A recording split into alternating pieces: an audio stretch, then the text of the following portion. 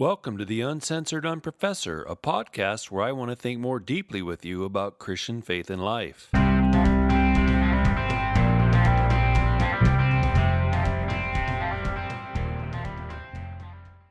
Hey, all of you believers, you non-believers, you unaffiliated believers, sort of believers, and you think I'm a believers, welcome to the Uncensored Unprofessor. I have a special guest with me today, a dear guest, and I'm really excited for this unique episode. So, Dennis McNutt was a professor in one of my very first classes at college. I had him for American government, and I wanted to do real well in that class. And as it turns out, I did. I earned an A, which really became important a few months later when I began dating Dennis's daughter. So my daughter came home one day. She had this look on her face and said, I've kind of met this guy that I think I'm interested in. And I said, well, what about him is interesting? She said, well, he's out working in the garden and he works with his shirt off. And I said, well, now that's enough grounds right there to marry him. And I thought, oh, no, what are we in for here? But Ed decided that he should ask me out to lunch one day, and I thought that was very gentlemanly of him. And so we went to Marie Callender's, and I wasn't about to bring up the subject of the hour. I was going to let him stew and sweat as long as he I was so nervous. Oh, my goodness.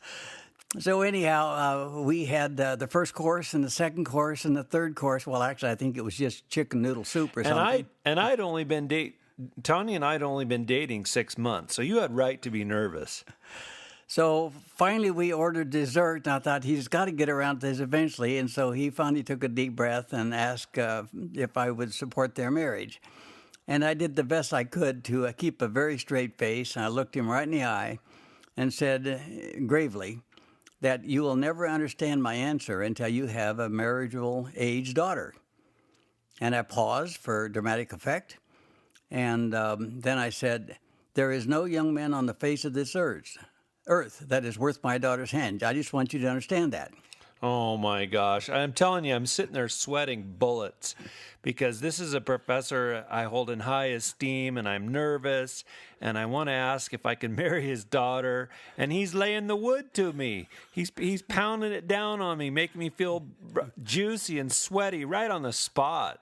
At any rate, so after an appropriate moment or so, I said, well, the only thing you got going good for you is my daughter, Tanya, picked you, and that's good enough for me. And so he let out a great sigh of relief. So she hadn't talked about how good looking I was or gone on like that or anything. So what I remember from that, and I do remember sitting there at the table sweating bullets and thinking, how am I going to bring this up? I want to marry his daughter. But I also knew that Dennis was into backpacking and hiking, and so what I had done that day, an old guy at the school had given me a pair of old boots, and after I asked Dennis if I could marry his daughter, and he said yes, I gave him the boots. And the running joke ever since is that the dowry was a pair of old working boots. And he got a bargain, let me tell you that. So, Dennis, thanks so much for being here today. On the Uncensored Unprofessor, I'm really big on questions. And when I was teaching, I would tell my students, hey, you need to ask your questions. Don't sit there like a lump. Don't just be present in body, but your mind is somewhere else. Ask your questions. Questions lead to answers. And now that I'm starting this podcast and trying to refine things, I've decided I want to tweak that to say, good questions lead to good answers. Good questions lead to good answers, and I have immense respect for Dennis. He has a PhD in political science, and he taught for 40 years, and he's been my father-in-law for 32 years, and in really significant ways, he's taught me how to think. So I thought, wouldn't it be fun today to have Dennis help us think about asking good questions?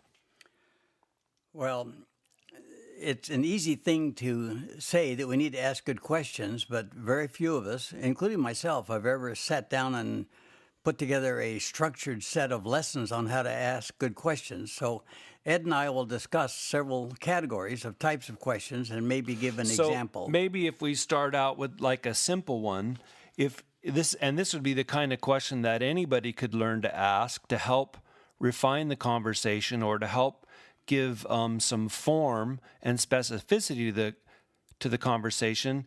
So what would be a good first way to start along those lines?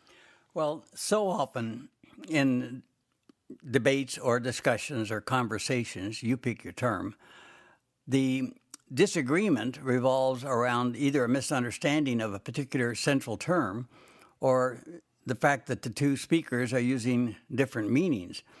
A most common one is the word of justice or social justice. Right, yeah. And anytime we just stay at the level of justice, we all agree, because amen, I'm for justice, you're for justice. Who's not for justice? We're all for justice. Yeah. And so I say, well, give me a concrete example. And let's say, for example, somebody says that women should be paid the same as men.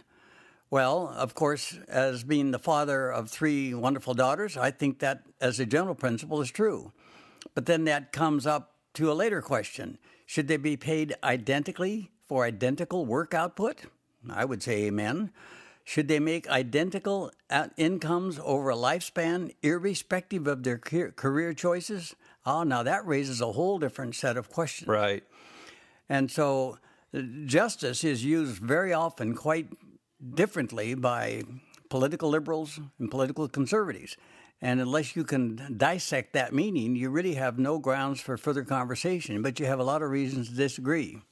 Right. So you're saying if we're defining terms that can help us, because we could think of certain groups that would think grave immoralities were just, and other people would be up in arms or horrified by it.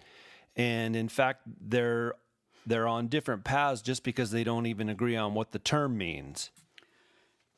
Yeah, and of course, any debate about justice is ultimately a debate about ethics and morals. And that raises its own question.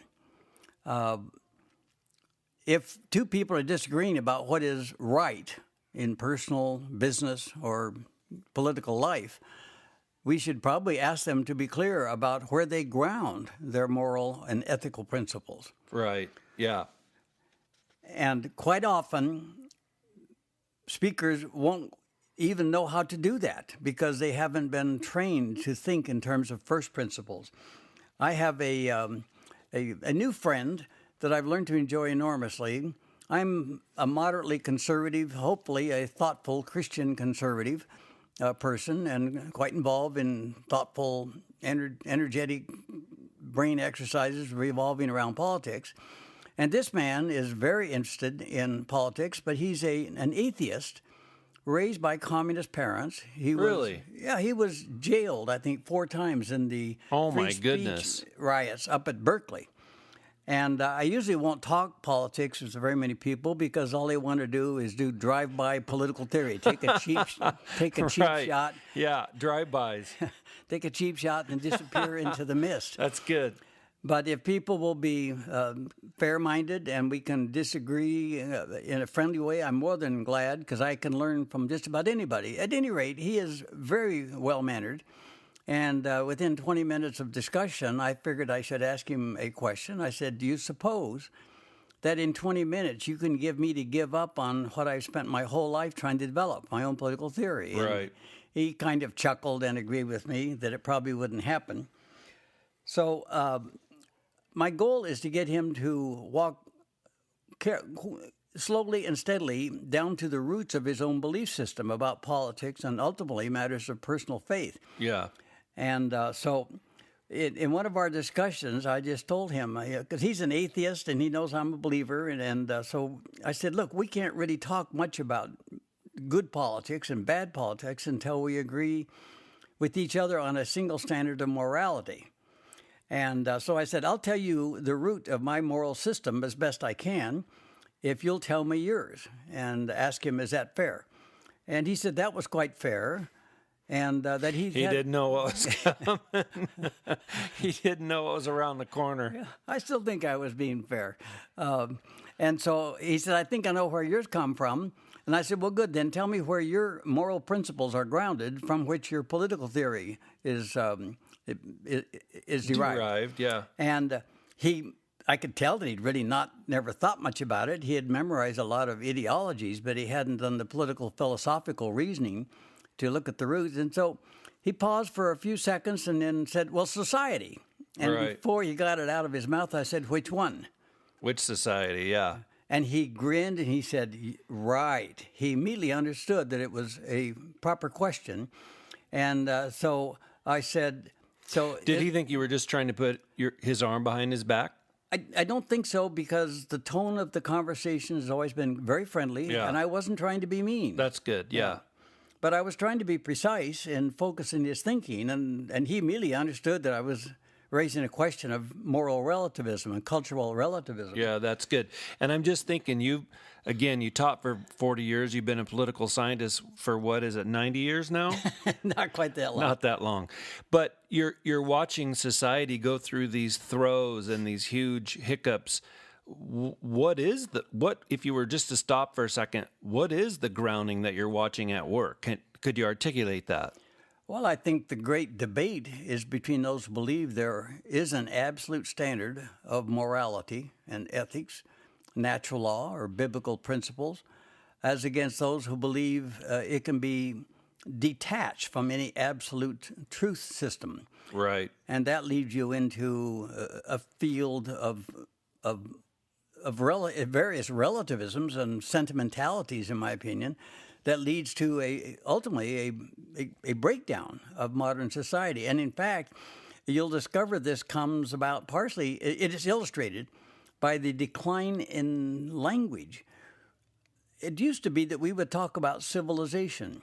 You will hardly hear anybody in the mainstream media use the word civilization. No, it's not even debated. And so when they talk about ways to do things, I like to ask them, well, is it fair to say that there's a good way to build a civilization and maintain it or not?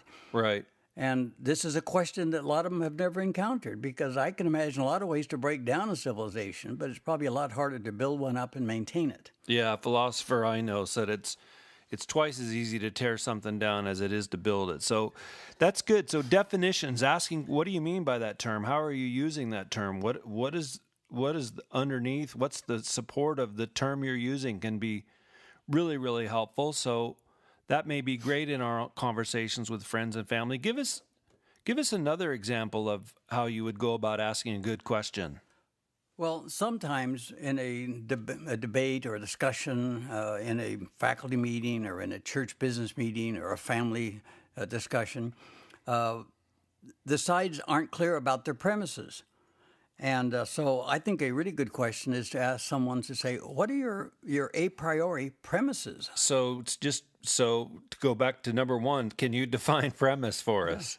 I guess a premise is something that is stated as being true, even though I can't empirically demonstrate that's excellent. Its truthfulness. Yeah. But I accept it as true, and I proceed from there. So, for example, in political theory, a lot of times we debate how to reform society. We love to talk about reform. Well, it may be we're only talking about change, but change does not always equal reform. Right, so there can be good or bad change. There can be good or bad change. So reform, when somebody says, I'm for reform, they've kind of begged the question, because they've already said, I'm for good change, and who can be against good change? But the underlying question is, how much can you reform society? Are there limits to the creation of a perfect society? Right. Now, Karl Marx thought there were no limits. He was simply going to reconstruct human nature. Yeah. Very optimistic. But that presumes that human nature is malleable. And so a premise has to be examined and has to be illuminated. Is human nature malleable? And if so, to what degree? And the related question is human nature basically good and society forces us to be bad? Or is human nature basically selfish and inclined toward evil? Right. Those are actually classic questions in the history of philosophy, right? If civilization's based on human nature, and now even today people are arguing that, then we have the whole question of based on our premise, how do we go unpacking civilization given who we are? The mere fact that many of us don't even want to use the word civilization is troublesome to me, because I happen to think that some civilizations are preferable to others. And I know Now you're on touchy ground. Now you're on shaky ground. Who do you think you are? I guess I could answer that question by saying, which civilizations are more inclined to attract immigrants, and which civilizations are causing people to leave as fast as they can? Right. Why are people flowing in one direction and not the other? And there are stated reasons for that. And then another kind of question that I like to ask is, what is the question that nobody really wants to ask? They sense that it's politically dangerous, and you can be in a group meeting where to ask the question is to disturb the leaders of the meeting or the other powerful figures, or to disturb colleagues and close friends. But that's really a kind of groupthink.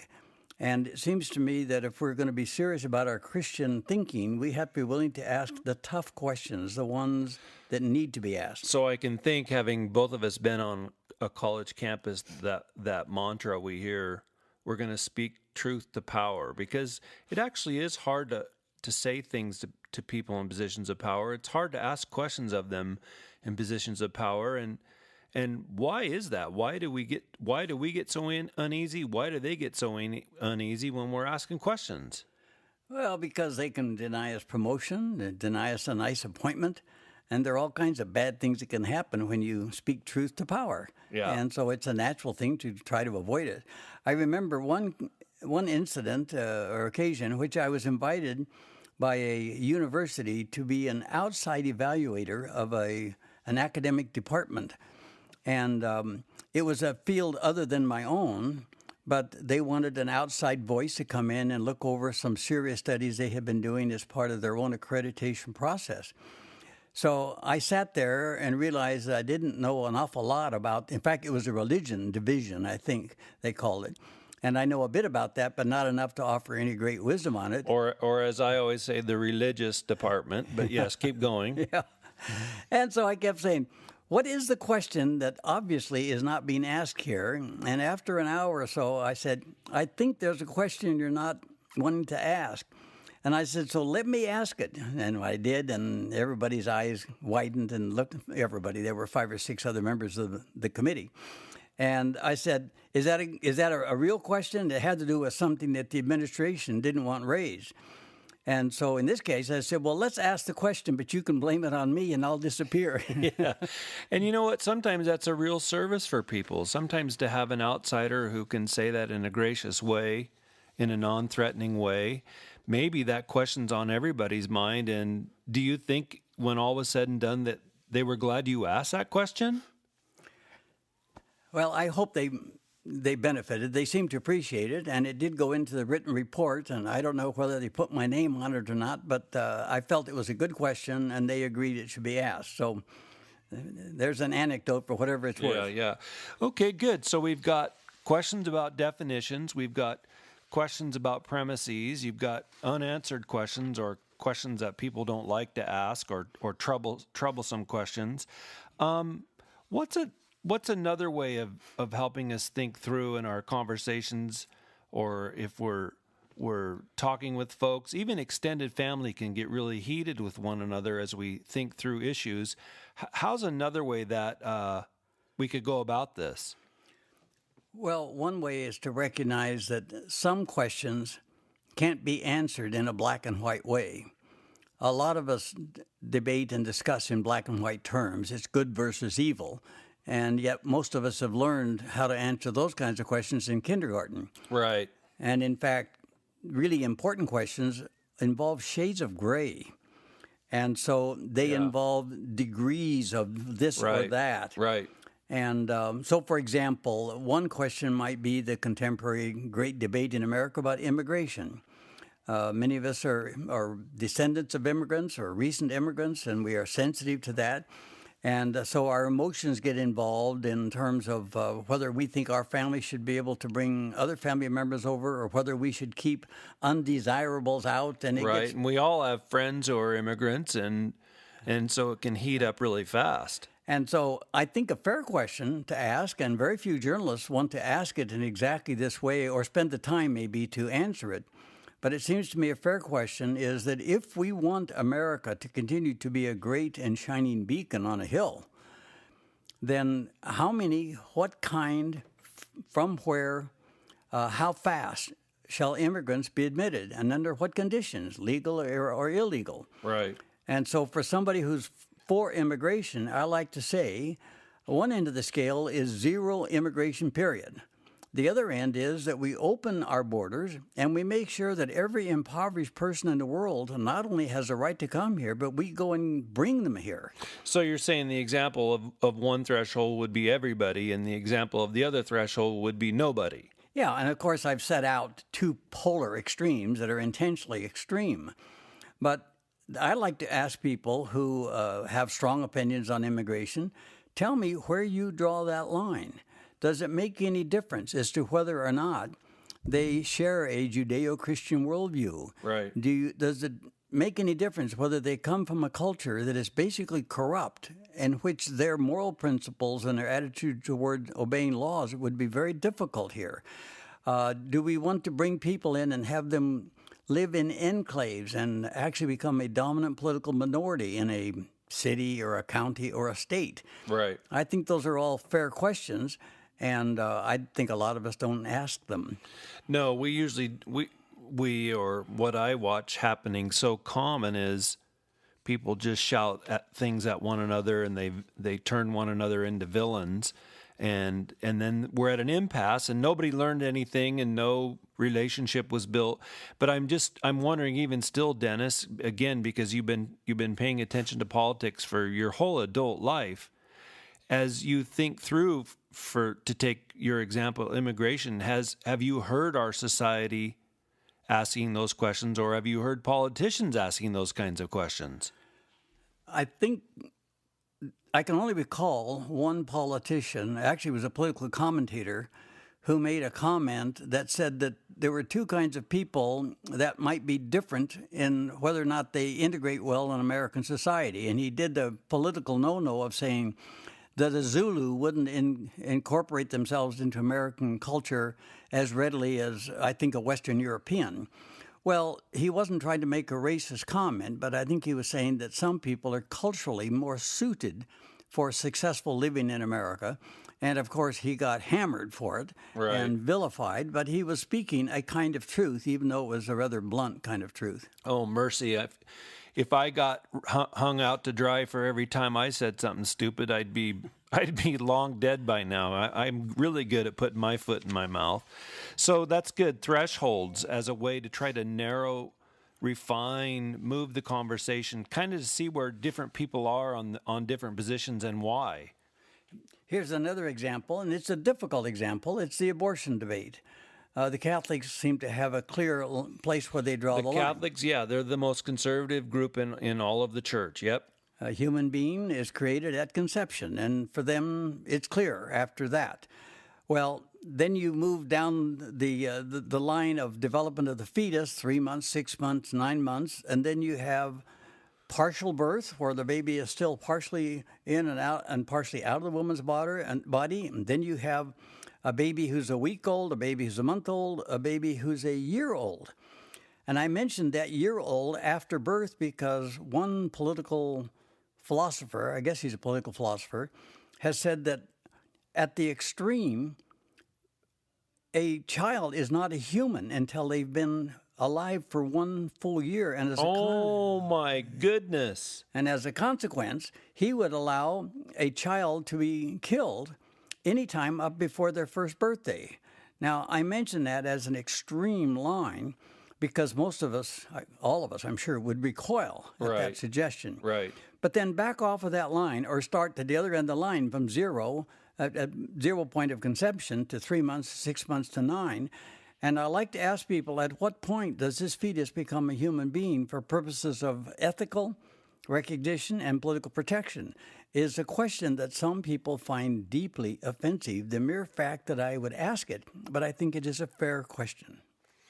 Right, and so, again, if we're thinking through thresholds this way, and I'm not trying to put you on the spot, but has the Supreme Court talked in terms of those thresholds, or do you find their remarks that tend to go more in a vague direction? Well, the Supreme Court had to draw a legal line, and I don't remember exactly what it was, but it basically was based on the principle of viability. Can this baby survive outside the womb, even with some degree of medical intervention? Because we know a 1-month-old child can't survive by themselves without interventions of parents. And when I ask the question of people who are favoring abortion, I will ask them, give me your personal, ethical, moral belief about where to draw this line. They immediately tend to want to talk about the Supreme Court. And I say, I don't want to know about the Supreme Court. I want to know where you draw the line. But somehow they find some kind of ethical reassurance if the Supreme Court has already made that decision for them.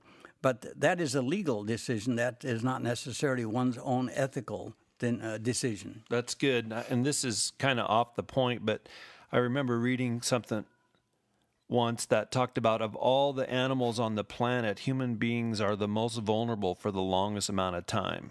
Like different animals practically come out of the womb able to run and walk and soon nurse and eat, and we're vulnerable till goodness knows how old we'd have to be, 5, 6, 7 before we'd no longer, physically at least, need our parents around. So the threshold question there is a fascinating one. Well, thanks, Ed, for inviting me. I don't have a group of students that I can pontificate in front of very often anymore, and so I'm glad to get this opportunity to speak to what I presume is a quite intelligent audience. Well, I hope so. I'm going to say yes. I probably have the greatest, most brilliant listening audience in the Western Hemisphere today. But Dennis, truly, thank you so much. It's just been a joy to have you here and helping us to think. It's so important that we find ways to talk with one another and to think and to pierce and to probe with our thinking. But I do want to say this. I watched you in action over the years as a faculty member and at church and in different scenarios where you knew how to ask a question with grace. And I think that's so important, even when we're sharing our faith with people, that we don't bludgeon them with a Bible verse or bludgeon them with some truth bomb, but that we learn how to ask questions in a gracious manner and just trust that they will probe that and that the Holy Spirit will be working in and through their heart and their mind for having entertained the question. Well, thank you, Ed. Now can I have dinner? Yeah, let's go have dinner. That'd be great.